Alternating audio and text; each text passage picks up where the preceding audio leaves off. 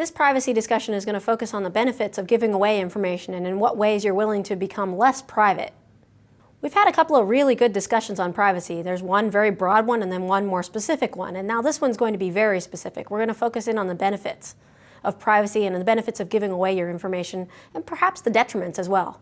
We give away a tremendous amount of data about ourselves. We talked about some of that data in the digital fingerprints section, but this is going beyond fingerprints. And so I want to talk about the ways in which we give away data that we do it with permission, the ways we do it without permission, and the ways in which data might be taken away from us.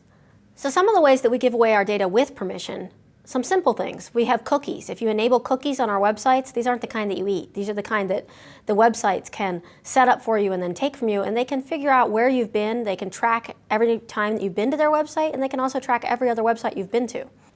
That one sort of happens behind the scenes, but we still give it permission by letting cookies happen on our browser. Another one that we give away with permission is we sign up for accounts. Our credit card accounts, they track every transaction that we do. We sign up for loyalty cards.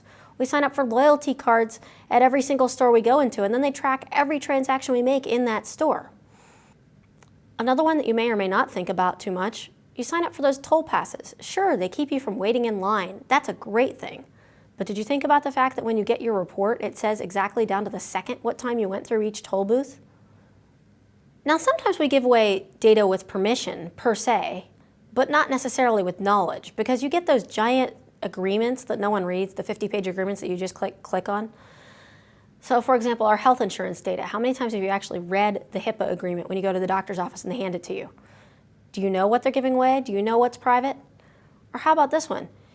Sometimes they're really expensive prescriptions out there, and you can sign up for a discount pharmacy card, and you think, okay, that's great, you know, it cut my copay down from $100 to $10.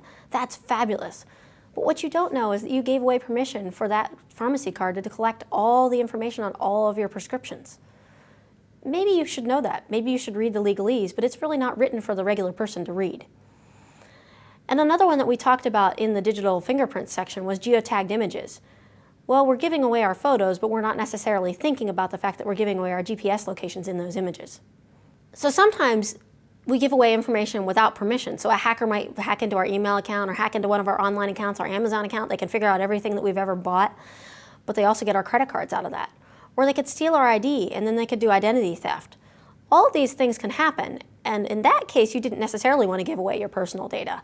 But in many of the other cases, we've agreed to give away this personal data. So I have a couple of questions, very specific questions for you to think about the benefits and the detriments of giving away all this information for this discussion board.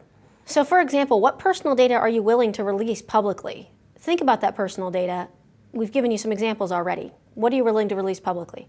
How does your opinion change if giving that information benefits you personally? So for example, right now, every time you go to the doctor, you assume that the number of times and what you've gone to the doctor for is private. Would you be willing to give up that information and make it public, make it available in some sort of public data set if your health insurance rates went down by half or even more? So what other benefits would entice you to give up more privacy? That health insurance example was just an example. What other benefits would entice you? And then a second question, how does security, both personal and national security, fit into here? So as part of this discussion, I want you to consider what are the trade-offs between security and privacy for you and for the nation?